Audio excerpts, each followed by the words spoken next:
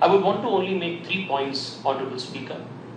One, India has been a victim of Pakistani terrorism from 7 decades. Like you are aware, since the inception, the birth of Pakistan, Pakistan's proxy war against India began. And this has gone on unabated. Without bearing the actual cost of a full-fledged war, Pakistan has tried to needle and bleed India with 1,000 cuts the last 7 decades. While we have focused our energies towards uplifting the millions of our people towards a better standard of living and contribute our best to the global welfare, Pakistan tries to claim itself to be a victim of terror. But in reality, to borrow the words of the leader of the delegation, it is an architect, sponsor, and benefactor of terrorism.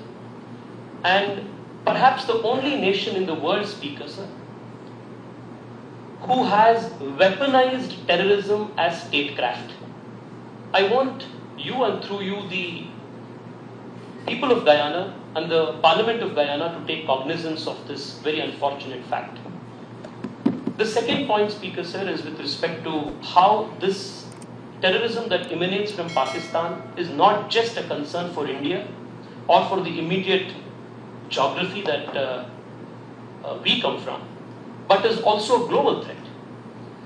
Most terrorist attacks in recent times, whether it was the London bombings, the Easter bombings in Sri Lanka, the Paris attacks, or the 9/11, all investigations have in some way or the other established a direct or an indirect link with Pakistan. More than 52 UN designated terrorist organizations and terrorists find safe harbor and safe haven in Pakistan. And Speaker, sir, needless to say, in this interconnected, globalized world, one nation's problem, especially in matters like terrorism, is a collective problem for all. When there was attack on 26/11 in Mumbai, from where our honorable colleague Milind Diora comes from, there were many people across nationalities who were affected.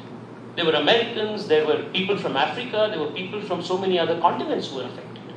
In the same way, this time when India took action to eliminate the terrorist infrastructure in Pakistan, we also achieved the important task of neutralizing the attackers who killed Daniel Pearl.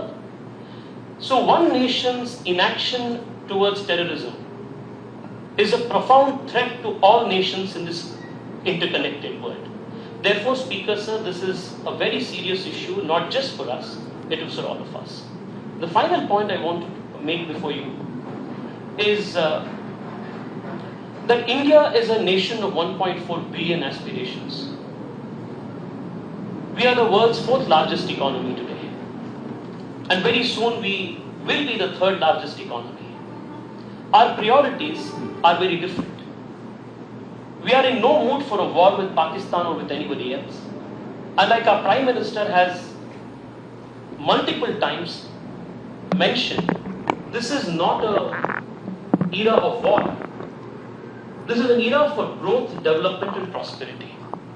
Therefore, Speaker, sir, we need your support as a very important voice in the UN Security Council, and also as a country that has long-standing and deep relationship and history with India, to not just sympathize with us, but also provide support and also be a partner in our collective action to make this world more prosperous, peaceful, where in no way there will be space for merciless, brutal civilian killing in the name of terrorism. Thank you so much, Speaker. Thank you, Mr. Speaker. My leader, Shashi Tharoor, my friend, old friend, Kalitari, and the young gentleman, they have explained everything. We are happy that you have explained the facts and figure of our relation with Pakistan and what is going on there. I have only 2 questions Number one, you have a coalition government here, I think. No? No. That's good. And of course, as my friend told you, you are a member of the Security Council, and we need your support to become one of the oldest nation of the world. And you know, India is a world most largest democratic country in the world. As far as Pakistan is concerned, the Indian Muslims who are in India today, we don't need support or sympathy from Pakistan. You know, whatever, if there is any problem for the Indian Muslims, we have settled down, and we will settle down through dialogues. And whenever any country, other country supports our cause, which they can't help us over there, it will be much more problem for Indian Muslims. So this is better, you have to understand these things. And we were not in favor of division of India at that time. But some people, I don't know what is their thinking, they have divided India. I think we would have much more better position if the united India would have been there. Anyway, what is being done? And now, what is their claim, what they want after so many dialogues and treaties and all that? And still they agree to on table, but in practical they just take a U-turn, as my leader said you. We are here to need your to explain our issues, our things to you, and we need your support. Thank you very much. I come from a state where many of the people of Guyana region come from. I come from eastern Uttar Pradesh. So this visit, which was supposed to be a diplomatic and an explanation mission, has turned out to be an emotional mission for me. And the fact that we're sitting in a house where the chair of the house has been gifted by the Indian people in itself shows that continued collaboration between our two nations. I first say that the purpose of what has been explained very beautifully by our chair, Tejasvi, Sarfraz, Kalatiaji, I just want to add one aspect to this. Some of this could have been conveyed by convenient PowerPoints. But I think you need to appreciate and hopefully pass on the emotion behind what we are here for. I think the emotion is that all of us parliamentarians who come from different parties, and it's very appropriate that I'm in the ruling party, have placed me in the opposition, but that signifies actually the purpose of this mission, that we are all united across party lines to convey an emotive message that when 26 innocent civilians, of which one is a Nepali, gets killed, then the whole nation takes up arms. It's not just the soldiers on the front line who've done that. So I'll leave it at that, because many of the other technical points on why Operation Sindoor was made is important, but it's not something which is just a technical issue. It is something that every citizen of which some we represent comes to. The second is my personal view that there is a huge potential, given the fact that many people of Indian origin have come here in the days gone by. I sometimes wonder at the condition of those people, the Jahajis who came here, what brought them here, their personal stories, the emotional stories, and I think we should do more to bring it out, because sometimes catharsis happens when you bring out the history of these two nations together, and I think it will bring us together far more. That doesn't ignore the fact that, much like India, you're also a melange. You have Africans, you have Europeans, you have Creoles, you have others. So given that diversity of India and the diversity of Guyana, we should perhaps do more, and I now point to Amitji, to do more on the cultural front. How do we bring that out? And my final point is that we are on a great journey authored by a Prime Minister called Viksit Bharat. This is going to happen over the next 22 years.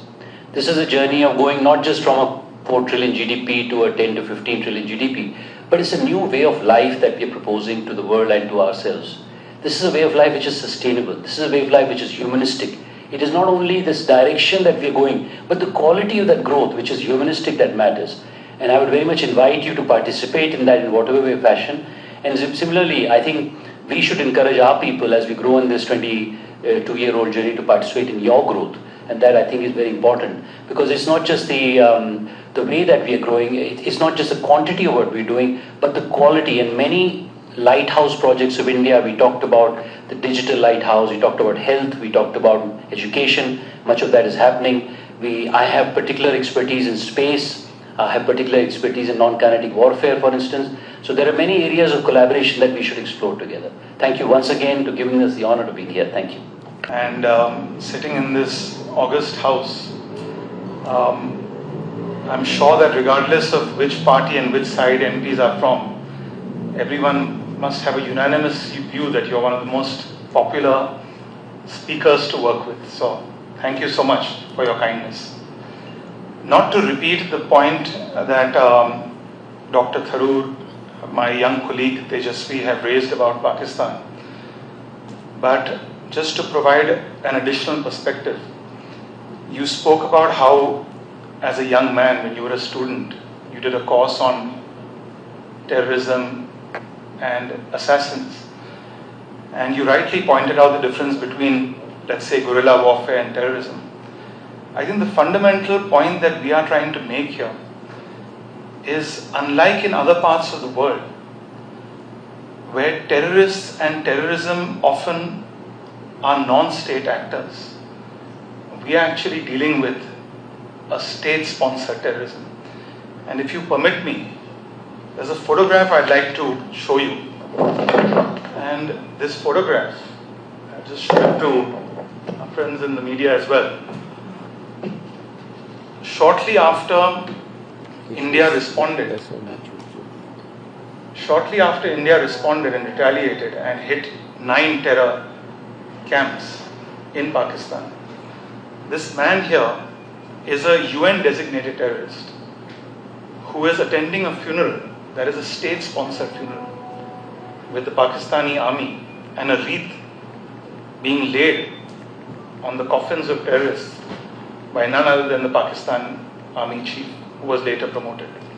So we are dealing with a very different kind of terrorism, one that is state sponsored, one where an unstable neighbor is doing its best to provoke and destabilize a stable and growing neighbor. I think that's the fundamental difference, where we are grateful for your support in the days and months to come, especially in the United Nations Security Council. And at a personal level, since you asked about Bob Marley, I'm actually happen to be a musician as well, besides being a politician. And Bob Marley, I can tell you, is not just a hero for the Caribbean nations or for the African nations, but also for India. Yeah. And as when he was inducted into the Rock and Roll Hall of Fame, another musician from the band U2 who inducted him, Bono, said that Bob Marley was the world's first world and third world superstar. And so we stand very much in cultural, political solidarity with Guyana and with the people of the Caribbean. Thank you. I mean, the last 2 days, it's been such a wonderful experience when we have visited the Prime Minister and the President, and we saw yesterday the Independence Day. And we were so thrilled to be here.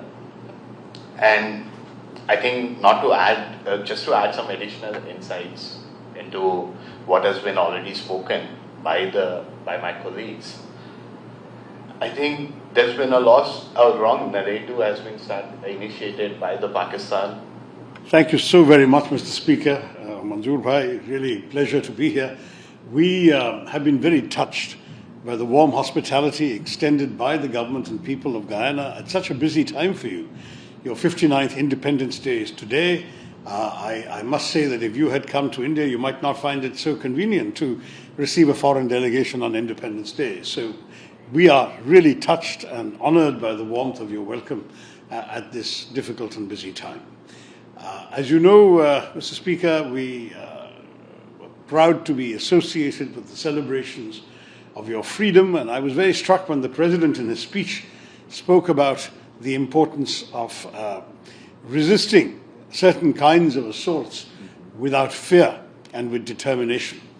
That's very much the spirit in which we too have come, because our country had to face an evil and tragic assault on innocent citizens enjoying a tourist holiday in our northern territory of Jammu and Kashmir. And this was not a one-off incident, but in many ways built upon a series, decades of this kind of thing being done, of which the most notorious was the assault in 2008, which was our 9/11, as we call it 26/11, 26 November 2008, when in Mumbai, in 5 locations, 170 people were mercilessly gunned down. And from then onwards, we have attempted to persuade the world that not only must we issue condolences and sympathies when people lose their lives, for which we're very grateful, but we must also take resolute action, not just against the perpetrators themselves. Very often these perpetrators, in the case of Mumbai, all but one, were gunned down in the course of their evil actions. So not only against the perpetrators, we must bring to justice always, but also against those who finance, sponsor, guide, arm, equip, train, and direct them to come and do this kind of awful act. And for us, therefore, we have come on this mission to seek your understanding, to address any questions or misgivings you may have, and to request that particularly now, in your own political opinion and with the important role that Guyana is playing in the United Nations Security Council, that we hope that we can count on your understanding and sympathy in solidarity with those who, as your President said, are determined to stand up without fear and with determination. Our nation has made it very clear in recent weeks that we have had enough, that they will no longer be permitted to cross a border, kill our innocent people, and walk back with impunity. That is not going to be happening anymore. As far as we are concerned, we are also not going to give in to their evil designs, which include trying to disturb the peace, tranquility, and economy of Jammu and Kashmir, where tourism was a very major mainstay, and that is at the moment the first target, the first victim, apart from the human lives lost. Second, there was clearly an attempt through religious profiling to create a backlash within the rest of India against one particular community. I'm proud to say India did not fall victim to that and stayed united and rose as one. From Kashmir to Kanyakumari, from the north to the south, the east to the west, we have stayed united and determined and resolute against the horrors of terrorism. Their third attempt, very clearly, was to somehow bring international attention to their so-called grievances, which are in fact the illegitimate desires of a neighboring country to claim territory that they don't control. And let me say that this is a problem that need not exist. Many, many attempts have been made over many decades to settle this issue, because we frankly want to get on. We want to get on with our development, Mr. Speaker. We have had a challenge. Till 10, 15 years ago, there were more than a couple of 100 million people living below the poverty line. We want to bring them into decent standards of life and hope. We want to grow our economy, which for some years now has been the fastest growing free market democracy in the world. We have also got a strong technological base, which really makes us focus on the 21st century and the future, rather than being buried in the unresolved grievances of the past. But having said that, we would not have wanted this issue to come and inflict itself upon us. But now that it has done so, we have responded vigorously. And I say to you, Mr. Speaker, our thinking very simply is this. If our neighbors will leave us alone to focus on our development, to focus on our future, we will be very happy to leave them alone. We have absolutely no designs. In fact, we are what is classically called a status quo power. We'll be happy to continue with the geopolitical status quo. Unfortunately, our neighbor doesn't share that assumption. Our neighbor is a revisionist power. They want something they don't have. And if they can't claim it through conventional war, they are willing to use what's called subconventional means, namely deploying terrorist militants infiltrating them across the border, and frankly making victims of people who are not expecting to fight or be caught up in a fight, who had literally just gone for a tourist vacation. This needed a response. Our government gave such a response, but it did so in a very calibrated, measured, precise manner. It wasn't interested in saying we're going to war with the whole country. We are simply going to assault specific sites that have been known and identified as belonging to, housing, basing organizations that are listed by the United Nations Sanctions Committee and organizations which are on the wanted terrorist lists of the US government as well.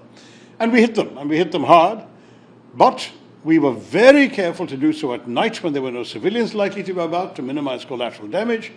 Very careful to avoid any government sites, any military sites, any civilian locations. Nonetheless, Pakistan chose to respond initially with indiscriminate artillery shelling, which killed 19 civilians on our side of the border, including people in a Gurudwara, a Sikh temple, and in a Christian convent, a Carmel convent.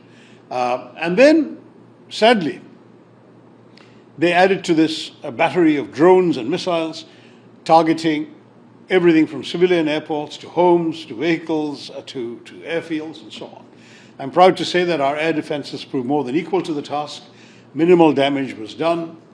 We also responded in kind to the artillery shelling, and we also responded with strikes across the border in response to their attacks on us. So the message again was clear. If you attack, we will respond. If you will hold your fire, we will hold our fire, because we are not seeing our actions as the first salvo in a protracted war. This message was finally understood after 88 hours of fighting, and the Pakistani Director General of Military Operations, called his Indian counterpart, asked for a cessation of firing, to which we agreed with alacrity because we didn't want to prolong the conflict anyway, and that's where we are. Having said that, the hunt for these killers, 4 of whom have been identified by name and photograph, continues. The armed forces are prepared to respond in case of any future misadventure from across the border. And the Prime Minister has declared that any act of terror, and I don't think he meant any small act of terror, but any serious act of terror, will be responded to as an act of war. So these are the messages that our government has given to its neighbour, and which we are conveying to the world at large. If you have questions or concerns, we're very happy to address them. But I do want to say, Mr. Speaker, that your welcome and your warmth of your reception has itself been deeply heartwarming and gratifying for all of us. We feel at home here in Guyana. We were privileged to be part of your Independence Day celebrations. And we hope that just as you are determined to keep your country free and safe, so are we. And we look forward to your understanding and support in that endeavour in these trying times. Thank you, Mr. Speaker. Thank you, Honourable MP. We fully understand the complex situation that exists, and Guyana is not immune to those challenges. This might not be diplomatic, but we have a madman to our west, Maduro, and who has no respect for democracy and would, like any dictator, do whatever he can take or do to stay in power. Being a little history of dictators, not that I want to employ them, but there was a dictator in Spain, Franco, and he said, if I have to kill half of Spain to stay in power, I will. And he sums up the philosophy of dictators about them staying in power. Guyana respects India for its democracy, its contributions to the global south, and more particularly for the connection India and Guyana maintains between our people. The Prime Minister described Guyana as a little India, and he knows Guyana not only from the lens of the office of the Prime Minister. He was here earlier like an ordinary tourist. And our country is fortunate that we have people from the African continent, Asia, Europe, and we have had a long and strong history of a united nation. We have some issues around election timings, but they quickly fade out after election. And we, like you, endure. We endure. So, while we have a small population, a small area of 215,000 square kilometers, 50,000 square miles of sea to patrol, and we have little or no. We have little in terms of physical defense. We maintain an army so that we can employ diplomacy if there is cross-border aggression.